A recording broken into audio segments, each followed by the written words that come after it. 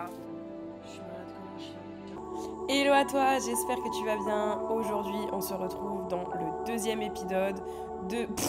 J'arrive pas à parler. Bref, comme tu le vois sur ma tête, la semaine était un peu compliquée. Je disais, on se retrouve pour ce deuxième épisode de la chronique Trading Philo Dodo. Aujourd'hui, on va parler de rencontres, d'amitié, de pertes en trading, de bad mood. Et bref, je vais pas tous te spoiler. J'arrive pas à parler. Vas-y, bon visionnage. Il est actuellement 13h et je viens à peine de sortir de mon lit. Je suis réveillée depuis super tôt. Mais qu'est-ce que j'aime rester dans mon lit. Tu sais, t'es là, tu lis, ou alors t'écoutes un petit podcast, ou alors tu regardes des petites vidéos. C'est tellement bon d'être au lit. Surtout quand dehors il pleut. Je trouve que la meilleure sensation au monde, c'est ça. Pleut. Et toi, t'as la chance d'avoir un toit, t'as la chance d'être dans ton petit cocon, t'as la chance d'être sous ta couette. Et c'est tellement la meilleure sensation au monde. Update, il est mardi. On est mardi 9 juillet. Je suis malade comme un chien. Vraiment là, j'ai une fièvre de cheval.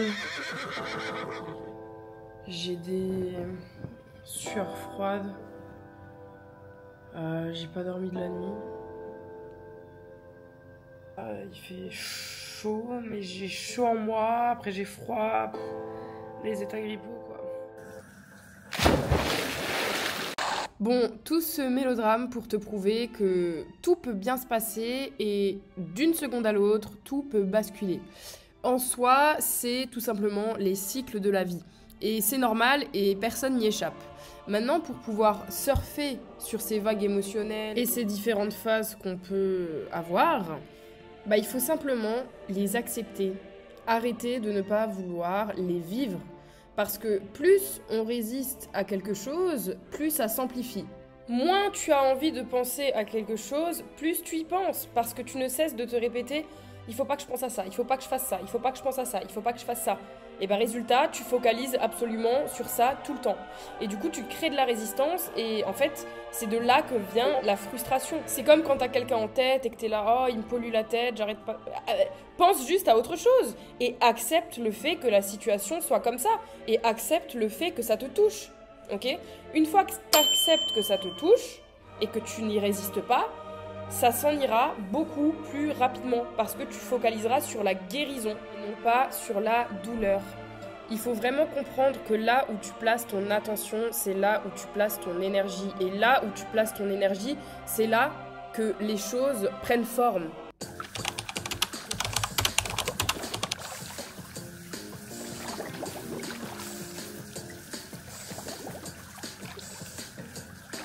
Ce qu'il faut comprendre par là, c'est que dans tous les cas, les bad moods sont inévitables. Alors au lieu de les voir comme une tornade, accepte-les et c'est justement le moyen de pouvoir travailler sur toi-même et de faire une introspection.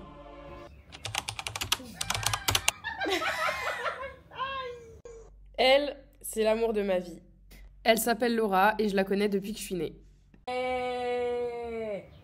Je dis sa mère, hein. Aïe, c'est incroyable. Et même si je la regarde avec cet air de dédain, je souhaite à tout le monde de pouvoir avoir un binôme comme nous on a. On est très différentes et on forme réellement une sorte de yin-yang. Notre histoire vaut une vidéo à part entière, mais tout ce que je peux dire, c'est que la vie, c'est comme un train. Il y a des gens qui vont rentrer dans votre train, d'autres qui sortiront à certains arrêts, et il y en a très peu qui resteront jusqu'à votre destination finale. Et c'est ok. Et je pense qu'il faut arrêter d'essayer de retenir les personnes qui veulent sortir de votre vie. Et si t'es une personne qui veut te lancer dans l'entrepreneuriat ou qui commence à faire du développement personnel, tu vas voir que tu vas perdre énormément de personnes. Malheureusement, la plupart de ce que tu penses être tes amis vont complexer dans le fait de te voir évoluer. Parce que ça va les ramener à leurs propres conditions, ça va les ramener à leur propre conditionnement. Et il y a très peu de personnes en réalité qui veulent réellement te voir réussir en toute bienveillance. Les amitiés, c'est censé être quelque chose de reposant, de ressourçant, de jovial. Ok, bien évidemment, il y a aussi des cycles dans les amitiés. C'est pour ça que la communication est la clé. D'ailleurs, dans toutes les relations humaines, la communication est la clé de tout. Maintenant, si dans une de tes amitiés, tu te sens incomprise ou tu passes plus de temps à essayer de justifier la personne que tu es plutôt que de vivre les bons moments, bah là, tu devrais justement te poser cette question, où est-ce que tu places ton énergie? Encore une fois, là où tu places ton énergie, c'est là où tu places ton intention. Donc si tu focuses uniquement sur le fait de te justifier, sur les embrouilles, sur le fait de ne pas être compris et d'essayer d'être compris, bah tu perds ton temps en fait. Tu perds ton temps. Ton temps est précieux. C'est pour ça que tu dois vraiment t'entourer de personnes qui sont dans la même vision que toi et t'entourer de personnes aussi qui vont te tirer vers le haut. Regarde ton entourage et pose-toi les bonnes questions. Et ce qui est pour moi le plus important et de ce que je dis justement du document que j'ai, vraiment la première chose que tu dois faire, c'est limiter l'investigation.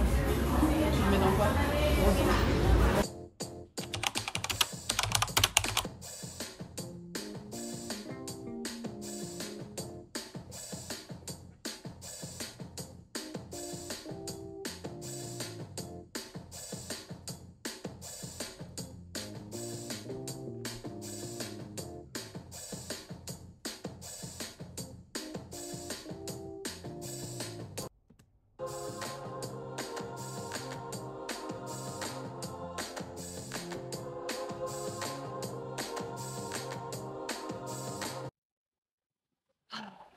Je viens de finir un live Padawan Trading. On a fait un beau live, développement personnel, programmation neurolinguistique. C'est super intéressant. Là, il est 23h. Et la vérité, c'est que l'entrepreneuriat, ça prend énormément sur la vie sociale. On m'a fait une surprise. Et au final, le live m'a pris 2 heures. Donc, elle est allée se coucher. C'est les joies du métier.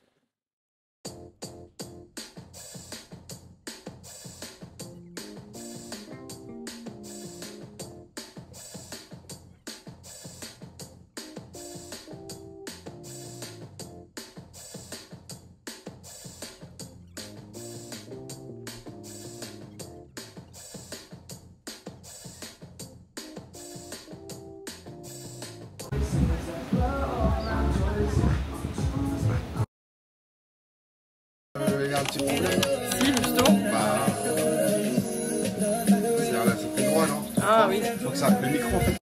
Storytime. Lui, c'est Mehdi. Mehdi m'a dit. Et notre rencontre était des plus improbables. Alors que je devais me rendre à mon cours de pole dance, mon scout tomba en panne. J'avais donc 2 solutions qui s'offrent à moi. Premièrement, ne pas y aller. Deuxièmement, essayer de trouver quelqu'un dans la rue qui pourrait peut-être m'aider à rallumer mon scout. Et je tombe donc sur ce monsieur en lui disant « Excuse me, can you help me ?» Et il se tape la barre de sa vie, hein. Ils se font la poire en me disant « Bah ça se voit que t'es française toi !» Du coup, on rigole et très gentiment, il me dépose à mon cours de pole dance. Et c'est de là que naît une amitié assez spéciale. Mehdi a 37 ans, il a fait son premier million grâce à des techniques marketing assez impressionnantes. Il est très pédagogue et surtout très à l'écoute. Et disons que nous vivions littéralement dans 2 mondes différents. Moi, émotionnelle et un peu rêveuse, et lui, très terre-à-terre et très logique. Ça a fait de nombreuses scènes de ménage. En tout cas, il m'a donné des conseils incroyables. Du coup, c'est très intéressant de pouvoir rencontrer des personnes qui ne sont pas du tout dans la même vision que nous, avec lesquelles nous allons pouvoir apprendre et soit renforcer nos croyances, soit élever notre perception. Parce qu'il ne faut pas l'oublier, l'esprit est comme un parachute, il ne fonctionne qu'ouvert. Et le pire, c'est que cette rencontre n'a pas été due au hasard, parce que je me suis aperçue, après 20 minutes de rencontre, que sur sa Crocs, il avait un bébé Yoda. En arrivant en Thaïlande, je voulais vraiment m'entourer de personnes à succès, de personnes qui avaient réussi en partant de zéro, d'accord, qui avaient un vécu assez complexe et qui avaient quand même réussi à se construire une prospérité financière et à acquérir une certaine liberté en dehors des codes de la société. Et c'est littéralement ce qui s'est passé. Salut, salut, eh.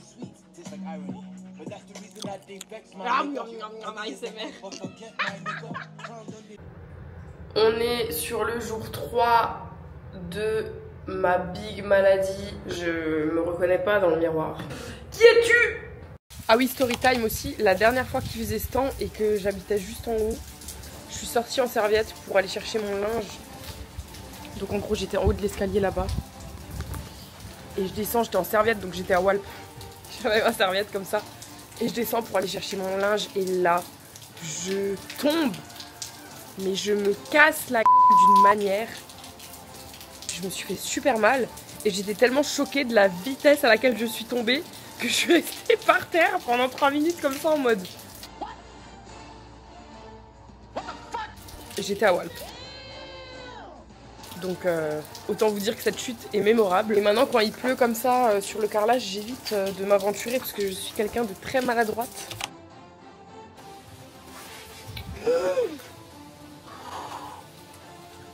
Oh là là là là, j'ai eu chaud. Eh ben il a glissé. Ma communauté a bien compris que le mercredi était un peu compliqué, il y a eu pas mal de SL, mais au moins ils ont compris leurs erreurs. Voilà, ils ont compris que les marchés étaient très manipulés, et on a quand même, de l'autre côté, plein de personnes qui ont fait de magnifiques TP. Donc ça fait plaisir. Voilà. Et cette semaine était une très bonne semaine puisque mon élève a validé ses premières propres firmes. Un compte à 250K et un compte à 300K. Donc ça, franchement, ça m'a fait vraiment plaisir. Bon, maintenant, le but, ça va être d'aller jusqu'au payout.